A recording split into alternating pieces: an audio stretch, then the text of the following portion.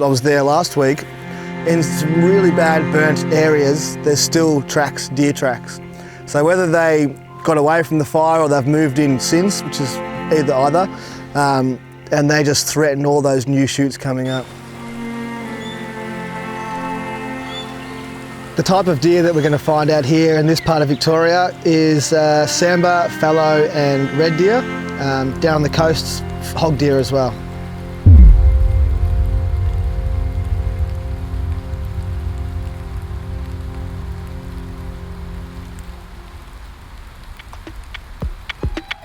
My name's Brad. I've been a conservationist basically since I was 3 years old.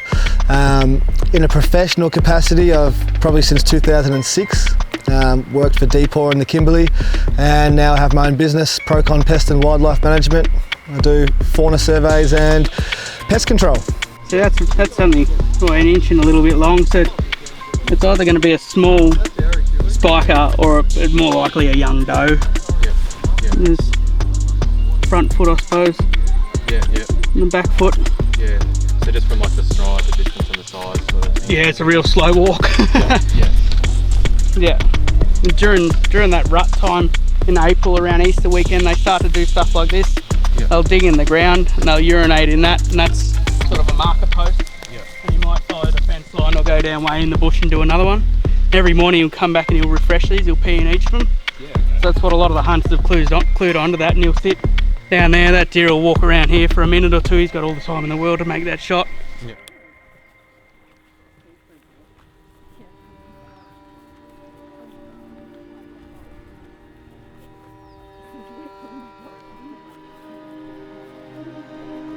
Deer are introduced to Australia, so are European people, I suppose. So my heritage is European. The ironic thing is, I suppose European people have been interacting with deer for hundreds of thousands of years. But when we come to this new land, we have made an impact, but also these deer that we brought along with us are still emerging as an issue, because those small populations which were introduced for hunting are now continuing to spread. Where they're from in India, the pressure from tigers and the hunting pressure from tigers, they're just freaks at hiding and being elusive. Even when their population is abundant, they can remain unseen. Especially sambar, that they can breed all year round. Hunting pressure knocks them back a little bit, but not enough. And they don't have predators, they don't have natural predators in Australia, so any population of a herbivore often has a predator-prey relationship, and if you drop that herbivore with its breeding cycles and natural fecundity into a landscape without those predators, you basically take the lid off their population, and you know, 100 years or 200 years later, we're still seeing this ripple effect of those introductions of deer species, and it takes a long time, but they spread, and they're spreading all through Victoria and up the east coast in particular. And it's an emerging issue that those populations, without predators, are having an impact on the vegetation.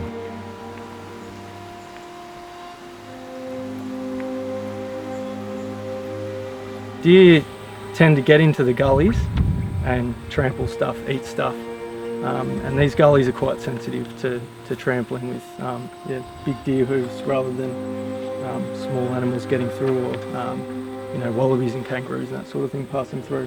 It's just snap tree after snap tree, just a line, maybe sort of 300-400 metres at some of these properties, and it's just the whole way down. They directly threaten 60 different species of plant. And that's just sambar. From a distance it's fine, but once you get in there, it might only have 10 key species, whereas it may originally or normally have 30 species, and it's just because... So it becomes a poorer bit of forest, and then there's also the other associations of species that rely on those ones that have been taken out. So there might be like a potaroo or something that relies on a particular plant or a particular type of fungi. That's how ecology works. If the deer take that plant out, well then that ripples through to some of the other species. So you end up with, the fancy word's depauperate, but it means poor. You end up with poor bush. And it might just be gum trees and bergen and dogwood. And would it affect aquatic life too, with hugging of waterways? Yeah, big time, yeah. And the other thing is, all the years I've been working down here, 4 years only, I've seen 2 long-nosed bandicoot. So that's the other thing, is the deer destroy the understory, and then the foxes and the cats can hunt more efficiently because they've got a clear understory. And that's the biggest thing for me. The two I've seen were both near blackberry bushes, like big areas of blackberry. So you kind of like the blackberry is probably handy for a lot of those smaller terrestrial species. And yeah, as soon as the deer are there, there's just no understory left. So.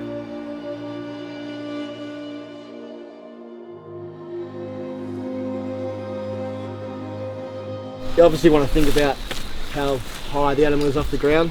No point putting it up there. And you don't want to put it down too low either, because it gets mucked around by wallabies, and wombats are really bad as well if you put it down too low. So for deer, it's perfect. And you can see that trail that they're coming down through here, straight where your feet are. So anywhere there, it's perfect. These things are burrowing. Oh, cool. I don't know if these are.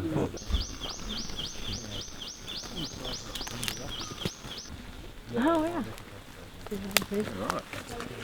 So this project involves people getting out there, setting cameras up. So the cameras are game cameras, so they'll be triggered by any movement. So you might get, 100 movements in the day of birds and the odd leaf. But if you look at the sign and you set it up an area that's got deer sign, then you'll see the deer movements. You'll see the diurnal, nocturnal behaviour. Basically, what time of day, what time of night the deer come through there. And that's important to understand management, because deer will often live in one area and then feed in another. So game cameras can show you when they're moving through, and that might be something that, particularly if you're getting control done, that the control people can learn from that behaviour. Yeah, a little welcome sign, then a countdown when I turn it on. So game cameras are an important monitoring tool to measure habits and times that deer are coming out and where they're impacting, especially trying to figure out a pattern, and then that can allow us to control a lot easier. They don't always have a pattern, but a lot of the time they can. The benefit to culling is basically just protecting the plant species that they threaten. Broad scale control is difficult. It just comes down to funding really, but really to control an area we need a broad scale approach, not just sort of hitting a 1,000 hectare area. It needs to be a large area.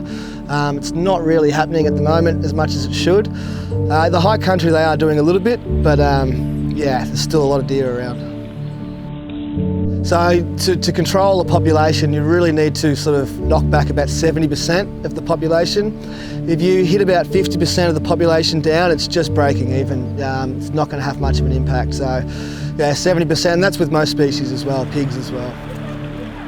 Data suggests that the growth of deer in Victoria alone is 300,000 a year.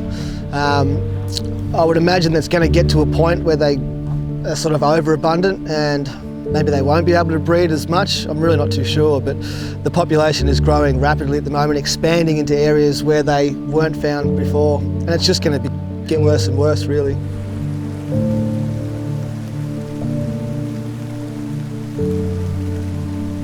I mean, you could possibly trap deer when a fallow deer if there's a big herd of them. I've thought about things like nets, drop nets and things. Yeah. Because they're not scared of anything, that walking under anything. Yeah. Okay. You wouldn't get them walking through a tight gate like you could with a pig or a goat or something like that. But I have thought about designs where you've got a big drop net that falls over a herd. Yeah. But you'd want to get a lot of them at one point. But, it's so labour intensive, something like that. You'd want to get a fair few of them at once. Yeah, yeah.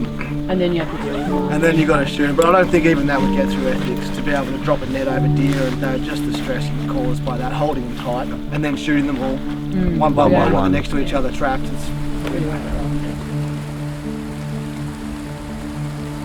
Because if you had a herd and you started shooting them, that's gotta be good. If you have a couple of shooters, you can usually get a few of them, especially if it's fallow. You can usually get sort of 8 or something like that out of a mob, depending on the terrain, of course. In here, it'd be hard to get more than 3 or 4. In a night?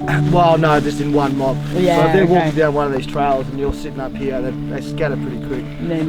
But that's you just do it more strategically. So you'd have shooters here, and then you'd have shooters on the trail down there. Okay. What does that guy say? It's like dropping a bag of marbles sometimes. Yeah. When you shoot one, they just go wild. Yeah. You said with your sambar in the wallows, they'll just keep digging those wallows out. The hinds will wallow, the fawns will wallow, and the stags do the worst. Generally just fill it up with urine and cover themselves in it. Yep. Pretty nasty animals. Hence the smell when you get close to them. Yeah. And you probably will smell them before Yep. you see them a lot. If he sees you first, hinds and stags will generally honk. They'll do a warning call. And if you've heard it before, you've jumped out of your skin before. It's like standing in front of a truck and you don't know old mate's going to pull the horn.